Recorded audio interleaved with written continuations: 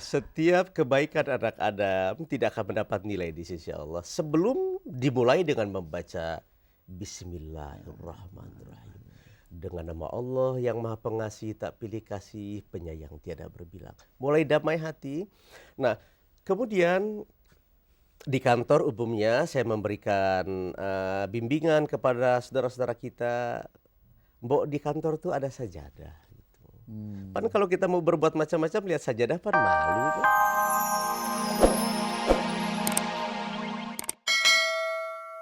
Assalamualaikum warahmatullahi wabarakatuh. Waalaikumsalam warahmatullahi wabarakatuh. Selamat pagi pemirsa Hikmah Fajar, hamba Allah yang terpilih.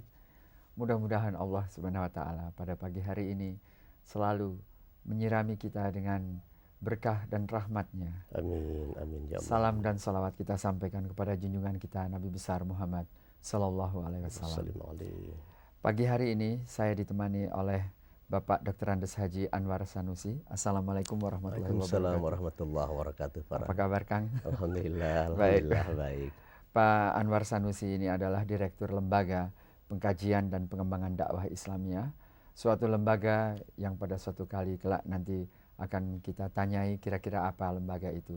Tetapi perjumpaan dengan Pak Haji Anwar Sanusi pada kali ini karena beliau sangat berpengalaman membina dan membimbing bapak-bapak, teman-teman dan mereka-mereka yang mempunyai tanggung jawab besar yang sudah menjabat dalam kedudukan-kedudukan yang harus mengayomi karyawan yang jumlahnya kadang-kadang 3.000, 6.000 orang.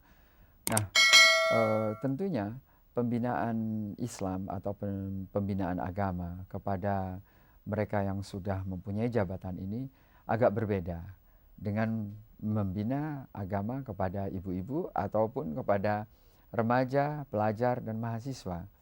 Dari pengalaman inilah kita akan kaji kira-kira kiat-kiat apa saja yang dimiliki oleh Bapak Haji Anwar Sanusi.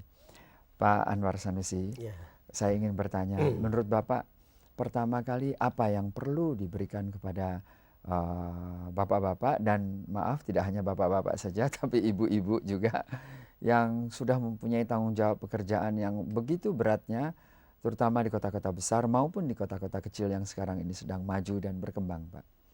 Kira-kira inti-inti apa-apa saja yang perlu diberikan kepada mereka ini?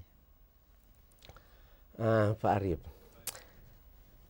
semua kita barangkali tanpa kecuali membutuhkan ketentraman dan kedamaian. Dan kita sama tahu bahwa Islam itu adalah telaga madu yang sangat indah untuk memberikan kedamaian dan kesejukan pada setiap orang. Saya katakan pada setiap orang tanpa kecuali kepada sebutlah barangkali dalam bahasa yang paling mutakhir para eksekutif, termasuk eksekutif muda. Islam menjanjikan kebahagiaan itu. Mereka punya karyawan seperti Pak Arif katakan mencapai 3.000, 4.000, 5.000. Saya kira di tengah-tengah kesibukan mereka seperti itu yang membutuhkan kerja keras, pikiran kuat, energi dan lain sebagainya. Itu akan terbantu apabila sepanjang hidup mereka bisa melakukan zikir. Kira-kira zikir ini apa yang amat maknawi atau yang bermakna di dalam zikir itu sehingga begitu berpengaruh kepada seseorang itu, Pak? Ya, pertama saya ingin tunjukkan dulu zikirnya ya Pak Arif ya. Zikir yang paling indah itu kata Nabi membaca subhanallah walhamdulillah wala ilaha illallah Allahu akbar.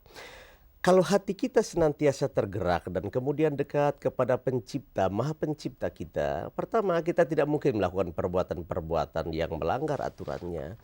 Apabila hidup ini sudah jauh daripada melanggar aturan-aturan yang telah digariskan oleh Allah, dengan sendirinya pan kedamaian itu akan tumbuh. Penelitian terakhir seperti penelitian Kismet di New York University, konon katanya kehilangan keseimbangan jiwa saudara-saudara kita di Amerika karena mereka tidak banyak dekat kepada Maha Penciptanya. Dan itu saya lihat para eksekutif kita ini menyadari betul. Pak Arif barangkali saya ingin informasikan ke Pak Arif. bapak-bapak kita sekarang rata-rata dari rumah menuju kantornya masing-masing mereka berzikir itu. Kadang-kadang iri kita ya. Yeah. Mereka juga pegang Quran. Ada yang dari rumah sampai kantor target mereka harus selesai baca Yasin. Sehingga tiap bulan bapak-bapak kita hampir rata-rata 30 kali baca surah Yasin. Jadi maksud Bapak ini ada suatu gelombang baru ya? Ya. Gelombang baru, mau naik mobil, berdoa, begitu duduk di mobil, lalu punya target. Punya target. Membaca Yasin, khatam.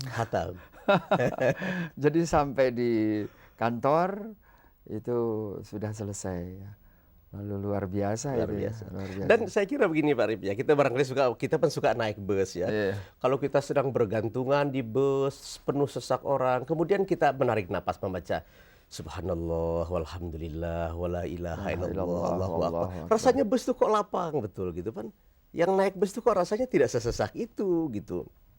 Nah, malah banyak di antara saudara-saudara kita yang berkata begini, Pak Anwar katanya, kalaupun jalan sedang macet, kita pun bisa stres kalau kita pikirkan macetnya. Kita baca Yasin, rasanya lapang-lapang saja jalan itu.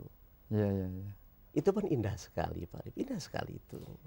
Telaga madu yang indah tadi Telaga madu yang indah yang bisa menghasilkan kejujuran dan kedamaian di dalam hati, ya gitu. Tapi manusia itu kan ada emosinya Pak ya. Kadang-kadang tersentak dia oleh antara harapan ingin cepat sampai tapi kok macet gitu. Ada kekesalan yang sering muncul gitu pada dirinya itu.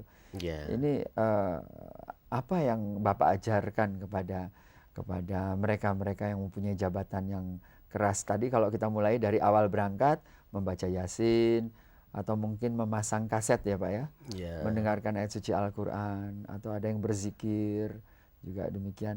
Kira-kira bagaimana mengatasi kekesalan yang tadi? Manusiawi sekali saya kira pertama manusiawi. Saya juga kadang-kadang begitu. Sama kita.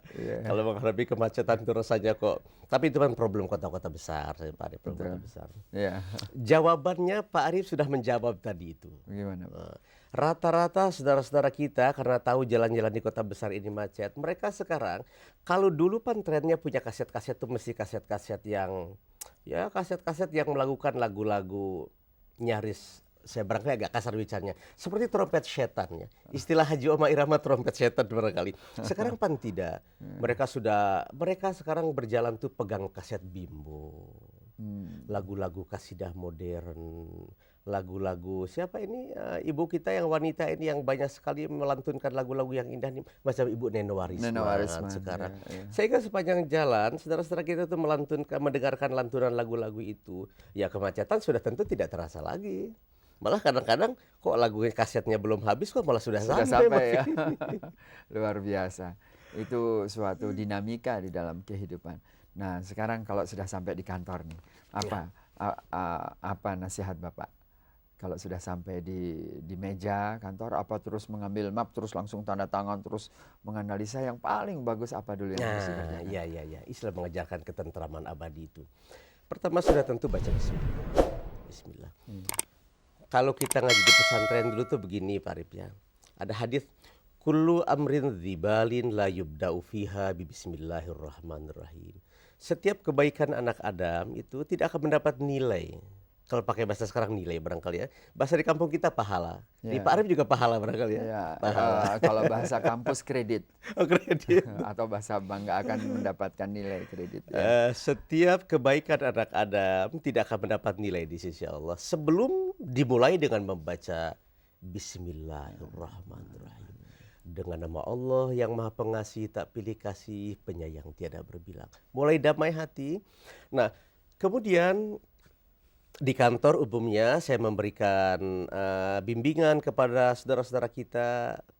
Mbok di kantor tuh ada sajadah. Gitu. Pan kalau kita mau berbuat macam-macam lihat sajadah pan malu tuh. Masa tadi sujud kok sekarang malah entertainnya kemana-mana gitu. baru saja sujud terus tiba-tiba menghitung uangnya agak sedikit menyeleweng begitu ya. Pan malu itu kan. Ya, paling tidak ada polisinya ya Pak ya. Iya. Dan polisi yang paling baik kan bukan inspektorat tapi akhlak dari diri ya. Akhlak diri sendiri itu yang paling baik. Kemudian juga ada Quran di meja. Dan itu kan sekarang sudah hampir rata-rata ya. Yang namanya saudara-saudara kita kaum muslimin di meja itu terdapat Al-Quranul Karim. Pak Arif sering nggak melihat saudara-saudara kita pada saat masuk ke kantor Al-Qurannya tidak tertutup, terbuka? Sering. Ya? Sering. Saya gimana coba? Punya pengalaman barangkali Pak Arif? Ya, saya mau cerita kepada teman, kepada Pak Anwar ini. Saya punya teman bekerja di bank dia. Memang di sini ada majalah bisnis review, lalu ada majalah-majalah tentang. Tapi terus kelihatan di sudut sebelah kanan terbuka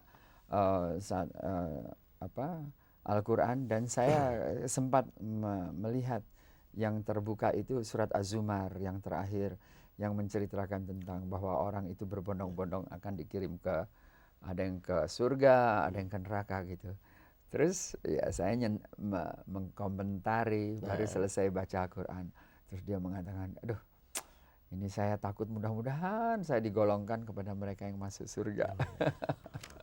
Jadi ada suatu misi, atau ada suatu gairah, ada suatu, bukan hanya kesadaran kelihatan pada teman tersebut, dan perusahaannya maju sekali.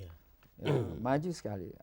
Kira-kira apakah orang yang dekat kepada Allah, yang punya tanggung jawab harus membawahi 13.000 karyawan, dengan demikian akan bisa lebih benar mengambil keputusan-keputusannya, Pak Anwar?